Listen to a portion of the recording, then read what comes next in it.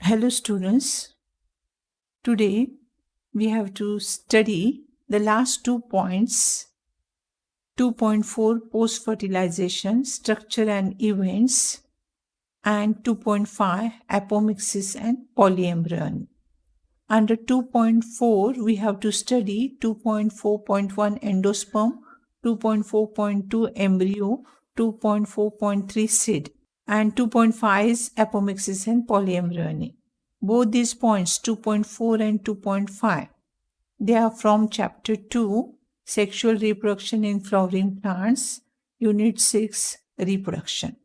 So, post-fertilization events. It is the events that take place after double fertilization. It includes endosperm development, embryo development, maturation of ovule into seed, maturation of ovary into fruit. So these are the 4 events which occur after fertilization, double fertilization. Therefore, they are called as a post-fertilization events. First, endosperm. The endosperm cell formed by triple fusion undergoes repeated mitotic cell division to form triploid endosperm tissue. It provides nutrition to the developing embryo. Different types of endosperms are reported. Nuclear endosperm. In this, endosperm cell nucleus undergoes free nuclear division. All these nuclei are pushed to the periphery, forming central vacuole. Example, coconut. The vacuole is filled with fluid. So here the first type is nuclear endosperm and the example is the coconut water. Tender coconut you will find the vacuole is filled with fluid and that is an example of the nuclear endosperm. The other type is cellular endosperm. In this endosperm, cellular division undergoes cytokinesis. Example, kernel in coconut. That is the white portion of the coconut. In pea, groundnut, bean, endosperm is completely consumed by developing embryo. In some seeds like groundnut, castor, endosperm persists mature seeds.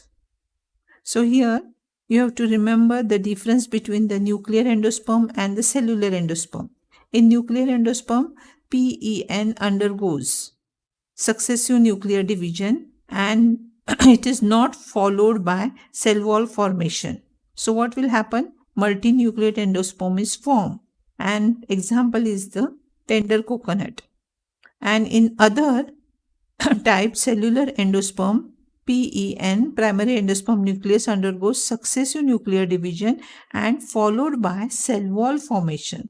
So you will find multicellular endosperm formation will occur. And kernel in coconut, it is the example of the cellular endosperm. Next is the embryo development. The fully developed embryo of dicotyledons has an embryonal axis that differentiated into plumule, 2 cotyledons and radicle. The lower end of radicle, root tip is covered with the root cap. In the beginning, embryo is globular. When the 2 cotyledons differentiate, it forms the heart shape. In monocots, the zygote divides transversely into the upper suspensor cell present at micropyle region and lower embryonal cell present at callosal region. The embryonal cell divides into globular embryo. It forms a massive cotyledon and plumule. Plumule covers by coleoptile. The single cotyledon is called scutellum. At the lower end of the embryonal axis, radicle develops. It is covered by a sheet called coleorhiza. So that is the structure of this monocot embryo. Here you will get an idea, a typical dicot embryo and here the LS of embryo of the grass. So in the typical dicot embryo, you will find that it is having embryonal axis and 2 cotyledons are present. The portion of embryonal axis above the level of cotyledon is called epicotyl, which terminates into plumule. Plumule, stem tip. The cylindrical portion below the level of cotyledon is hypocotyl that terminates into radicle, root tip. The root tip is covered by root cap. So here you will find a typical dicot embryo. Whereas in monocot embryo, you will find the embryo of the monocot possess only one cotyledon. Single cotyledon is present. And in grass family, cotyledon is called scutellum, that is situated towards one side of the embryonal axis. At its lower end, the embryonal axis has a radicle and the root cap is enclosed by a sheet called coleorhiza. The portion of embryonal axis above the level of attachment of the scutellum is the epicotyl. Epicotyl has a shoot apex which is enclosed by coleoptile. So coleoptile and coleorhiza, they cover the shoot apex as well as the root apex. So radicle, root apex and coleorhiza. Radicle is covered by root cap and further the sheet is called coleorhiza. Here shoot apex is covered by coleoptile. So this is the structure of a longitudinal section of embryo of the grass, that is the monocot, and here you will find the dicot embryo. Our next point is seed. It is the final product of sexual reproduction. It is fertilized ovule. Seed consists of seed coat, cotyledon and embryonal axis. So here you will find a diagram showing the seed coat and the cotyledons are present, plumule and radicle. From the radicle, root arises, from the plumule, stem arises. The cotyledons are swollen due to the storage of reserve food.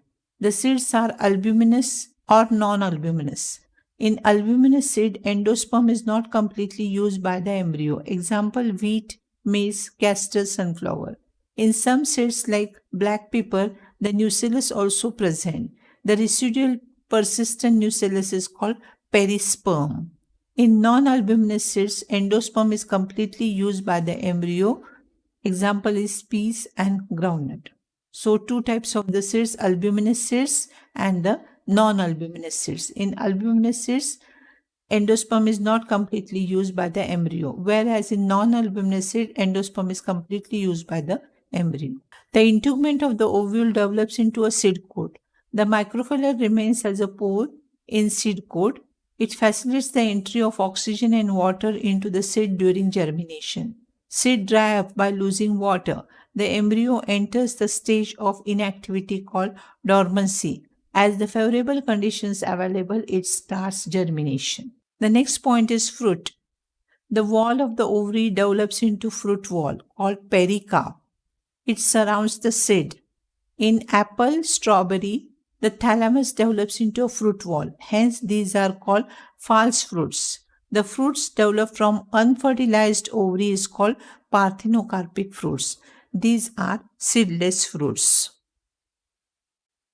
So here you will find the two types of the fruits. Fruits that develops only from the ovary, like mango, it is called as a true fruits. And fruits that develops from the part of the flower other than ovary, such as thalamus, it is called as a false fruit. Apple, cashew, strawberry, these are the example of the false fruit.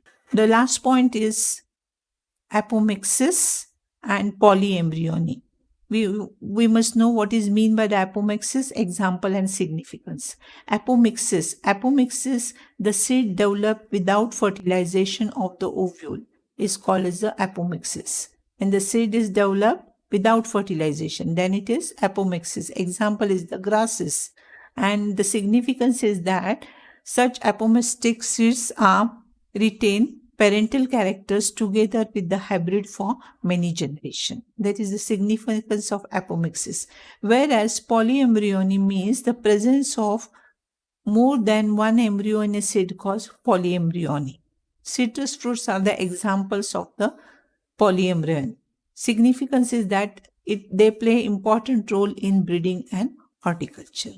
So here the apomixis and polyembryony, the definitions are important with significance. With this, in today's presentation, we have studied the 2.4 and 2.5. Here I have completed this chapter. Thank you.